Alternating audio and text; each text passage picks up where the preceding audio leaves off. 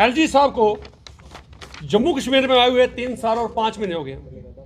इन 3 साल 5 महीनों में एलजी साहब को कम से कम 15-20 डेपुटेशन सिखों के मिले। इसके अलावा दिल्ली से नेशनल माइनॉरिटी कमीशन के चेयरमैन सरदार इकबाल सिंह जी लालपुरा की तरफ से भी सिखों के अलग अलग मेमोरेंडम इनको फॉरवर्ड किए गए। बहुत मुद्दों पे उन्होंने भी सरकार को लिखा, लेकिन बड़े अफसोस से कहना पड़ता है कि 3 साल 5 महीने गुजर जाने के बाद भी हम भी 14 मार्च सिख प्रोग्रेसिव फ्रंट 14 मार्च 2022 को उनको मिले थे और उन्होंने हमें यह आश्वासन दिया था और पहले टाइम बड़ा अच्छा दिया, कम से कम 20-25 मिनट उन्होंने सुना, एक एक पूरी हमारी बात को सुना। उन्होंने कहा जी कुछ चीज़ें मेरी डोमेन में पड़ती हैं, जैसे SRO 425 कश्मीर के नॉन माइग्रेंट बच्चों को एडवर्टाइज करना, पोस्ट करना, जम्मू में पब्लिक सर्विस कमीशन का मेंबर रखना, जम्मू में जो जो हमारी पंजाबी लैंग्वेज के बारे कहा। उन्होंने कहा जी JK ऑफिशियल लैंग्वेज बिल में ये तो केंद्र डालेगा, लेकिन मैं आपको अश्योर करता हूं कि मैं पंजाबी को प्रमोट करने के लिए हर मुमकिन कोशिश करूंगा। आज तक कोई भी कोशिश हमारे सामने नहीं आई। उसके बाद उनको बहुत बार लिस्टें दी गई, लालपुरा साहब के थ्रू भी दी गई, पंजाबी साहित्य सभा की तरफ से दी गई, भाई ये स्कूल है यहाँ पर हमें टीचर्स चाहिए और पंजाबी लैंग्वेज को कंपलसरी किया जाए स्कूल लेवल पे, ये भी रिप्रेजेंटेशन की। मैं एलजी साहब से पूछता हूँ कोई ऐसी बात अगर आपने की तो हमें बता दी जाए, हमारी कम्युनिटी को बता दी जाए। इसके बाद लालपुरा साहब ने ये लेटर, साहब बोलोगे जो भी चीज़ मैं बोलता हूँ, पहले भी कहा, ये RT के अंडर मुझे सारी लालपुरा साहब की लेटरें जो उन्होंने एलजी साहब को लिखी सारी मेरे पास हैं। जो बातें उन्होंने इनको लिखी, एक बात सिर्फ पूरी हुई, उधमपुर में रामनगर में गुरुद्वारा साहब की जगह थी वो दी। इसमें उन्होंने लिखा था भाई माइनॉरिटी कमीशन की सेटअप जम्मू में उसकी सेटअप करना नहीं हुआ आज तक। उसके बाद टीचरों की अपॉइंटमेंट नहीं की गई, पंजाबी को कंपलसरी नहीं किया गया, national minority commission Jammu Kashmir में लागू नहीं किया गया। पॉलिटिकल रिजर्वेशन, सिखों की सबसे बड़ी डिमांड एक ये थी भाई पॉलिटिकल रिजर्वेशन दी जाए। और मैं एक क्लैरिफाई करूं कि रिलीजियस बेस पे रिजर्वेशन नहीं दी जाती, लेकिन जब सरकार देना चाहती है उनको किसी ना किसी कैटेगरी में डाल के दिया जाता है। जैसे कश्मीरी पंडितों को नॉन माइग्रेंट कोटे में सीटें 2 दी गई, एक फीमेल को भी दी गई। उसके बाद POJK के कोटे में से लोगों को दी गई, सिखों का कहीं जिक्र नहीं किया गया। उसके बाद आपने SC ST 7 सीटें रखी, गुजर बकरवाल के लिए 9 सीटें रखी, कश्मीरी पंडितों के लिए 2 और POJK के लिए। लेकिन सिखों को पॉलिटिकल रिजर्वेशन कौन देगा?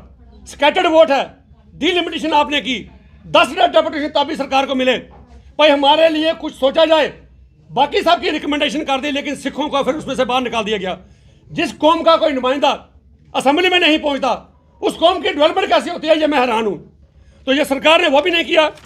उसके बाद एक रिप्रेजेंटेशन हमने OBC के चेयरमैन, ये जम्मू कश्मीर में जो हैं J&K socially and educationally economically backward classes के चेयरमैन, उनके पास एक नुमाइंदगी हमने ये रिप्रेजेंटेशन उनको दी थी, ये 5/1/2021 को।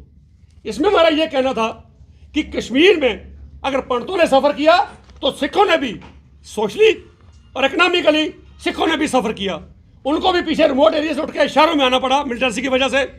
उन्होंने सफ़र किया, उन्होंने माइग्रेशन नहीं की। आज के दौर में 54,000 के करीब सिख आज भी कश्मीर में रहते हैं।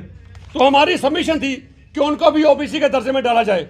और मैं एक चीज़ कहूँगा कि LG साहब ने एक काम किया जो हमें पता लगा है कि LG साहब ने उस हमारी रिकमेंडेशन को यूनियन गवर्नमेंट को फॉरवर्ड कर दिया, लेकिन यूनियन गवर्नमेंट ने बाकी वो OBC क्लास में इंक्लूड कर दिया, लेकिन सिखों को उससे भी बाहर रखा। बस सबका साथ सबका विश्वास कहने वाली, सबको साथ लेकर चलने वाली सरकार हमें ये जवाब देगी कि आज तक इन्होंने सिखों के लिए क्या किया। उसके बाद 1989 के सिख जो राइट्स हुए थे जम्मू में, 14 लोग मारे गए थे। हमने होम मिनिस्टर राजनाथ सिंह जी को लेटर लिखी थी आज से 4 साल पहले, उन्होंने स्टेट गवर्नमेंट को लिखी। स्टेट गवर्नमेंट की वो फाइल हमारी बन के सेक्टर में पिछले 3.5 साल से कभी एक डिपार्टमेंट में, कभी डिजास्टर मैनेजमेंट में, कभी रेवेन्यू में, कभी होम में, तो कभी GAD में, कोई डिसाइड नहीं कर पा रहा कि इसका डिस्पोजल किसने करना है। और आप सुन के हैरान होंगे कितना क्लेम बनता है टोटल, सिर्फ 1 करोड़ रुपए के करीब।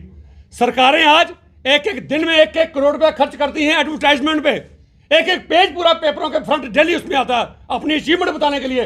तो सिखों को देने के लिए जो राइट्स में मारे गए 14 लोग थे, उनको एडिशनल कंपनसेशन देने के लिए इनके पास पैसा नहीं है।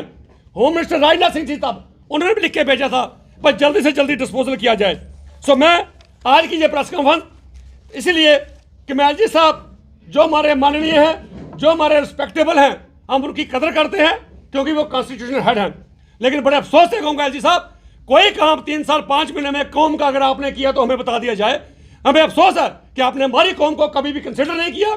सेकंड क्लास सिटीजन हमें ट्रीट करते हो। और आज की प्रेस कॉन्फ्रेंस में हम सरकार से ये कहना चाहते हैं कि अगर 10 दिन रह गए हमारे मॉडल कोड ऑफ कंडक्ट लगने में, उसके अंदर जो हमारी ये मेन जो प्रॉब्लम हमारी पॉलिटिकल रिजर्वेशन की बात थी, SLO 425 की बात थी, और एक जम्मू में बहुत पुरानी एक आम लोगों की डिमांड थी सिखों की कि कुंजवानी चौक में स्टैचू लगाया जाए। तो सरकार ने वो स्टैचू वहां से उठा के भगवती नगर में लगा दिया। जिसने लगवाया किसी पे भी कोई किंतु परंतु नहीं है। किसी भी संस्था को हक है सिखों की बात कर सकता है और स्टैचू लगा सकता है। लेकिन जो जगह सारी कौम को एक्सेप्टेबल थी कुंजवानी चौक, वहां ना लगाकर होश में भी पास किया गया था। और उसके अलावा कुछ राजपूत दोस्तों के साथ हमारी कुछ थी कंट्रोवर्सी, वो भी बैठ के हल किया गया। कविंदर गुप्ता जी बैठे, वहां ये हल किया गया भाई हम गुलाब सिंह जी का स्टैचू लखनपुर में लगाते हैं, वहां एक लखनपुर द्वार बनाएंगे तो आपको हम ये जगह देते हैं। ये फैसला हो गया यूनानिमसली। मेरे पास लेटरें पड़ी हैं। कविंदर गुप्ता जी ने एक लेटर तब नेशनल हाईवे अथॉरिटी को लिखी और दूसरी लेटर उन्होंने DC जम्मू को लिखी, भाई हम मुझे 20 लाख रुपया मेरे CDS से दिया जाए ताकि मैं यहाँ पर स्टैचू लगाऊं। तो मैं हैरान होता हूँ जो